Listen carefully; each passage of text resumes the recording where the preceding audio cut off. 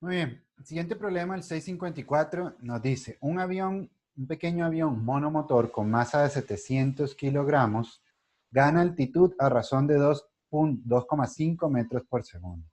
Esto pues no es importante, ¿verdad? Porque no estamos trabajando ni con, ¿cómo se llama? Ni con el sistema imperial, o sea, no estamos trabajando con pies, pulgadas, ni nada de eso. Y pues decir que 150 metros por minuto, pues tampoco es relevante para nosotros. Nosotros siempre necesitamos la velocidad en metros por segundo. Entonces nos dicen que a esta razón, cuando el motor está aplicando esta potencia, ¿verdad? 75 kilovatios. ¿Ok? Recuerden, la K es de kilovatios, o sea, serían 75.000 vatios. Y esto, pues, es su potencia máxima, ¿ok? Esa es la máxima potencia.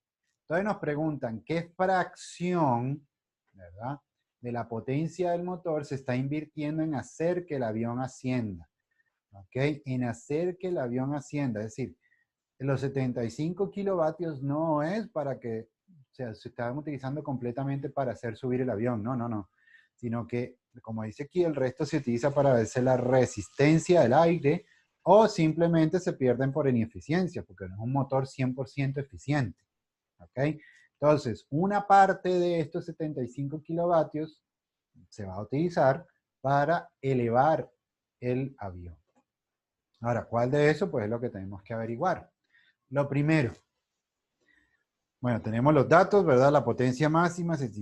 Para elevar el avión, el motor debe generar una fuerza de al menos, perdón, una fuerza al menos igual al peso del avión. Es decir, para yo poder levantar esto que está aquí, ¿verdad? La fuerza que yo debo aplicar mínimo, mínimo, mínimo, debe ser el peso de este lapicero. ¿Ok? Entonces, para los motores, en este caso para el motor del avión, la fuerza que debe aplicar el motor del avión, ¿ok? Potencia igual a fuerza por velocidad, porque nos están dando la velocidad, nos están dando la potencia, o bueno, nos están pidiendo potencia más bien, ¿verdad? Una fracción.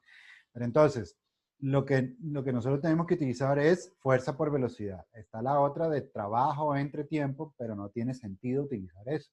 Porque ya al darnos esta velocidad o esta rapidez, pues podemos intuir o podríamos sí intuir de que debemos utilizar esta de fuerza por velocidad. ¿Ok? Entonces, la fuerza que necesita aplicar ese motor tiene que ser mínimo el peso, o sea, igual al peso para poder elevarse.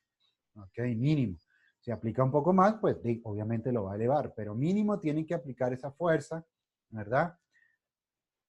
Para poder elevarlo. Entonces, pues tenemos el peso, eso es esto que está aquí, multiplicado por 2,5 metros por segundo, que es la rapidez, entonces nos da una potencia de 1,7 por 10 a la 4 vatios. O lo que es lo mismo, 17.000 vatios o 17 kilovatios.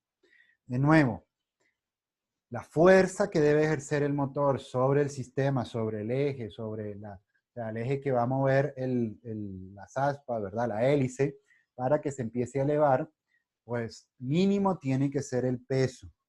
Tiene que contrarrestar el peso. O sea, de nuevo, para elevar o subir este lapicero, mínimo tenemos que equilibrar, nuestra fuerza tiene que ser mínima igual al peso, o sea, contrarrestar el peso.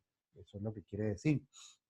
No hay, pues ya es sencillo, ya tenemos el peso, perdón, el peso, la potencia que está utilizando el motor para elevar el avión, ¿ok? Entonces, pues buscamos la fracción. La fracción es la relación entre, entre la potencia, ¿verdad? La potencia y la potencia máxima. Entonces hacemos esa relación y lo que indica es que la potencia que está utilizando el motor para elevarlo es 0,23 veces la potencia máxima. O lo que es lo mismo, como dice aquí, pues que solo el 23%, fíjense lo poco eficiente que son los motores en general, solo el 23% de la potencia del motor se utiliza para elevar el avión. Apenas el 23%. ¿Ok? Entonces, de nuevo, para poder elevarlo, nuestra fuerza debe contrarrestar el peso. O sea, debe ser al menos igual. ¿Okay? Entonces, de esta manera, pues, tenemos eso que está ahí. Y esto sería el 654.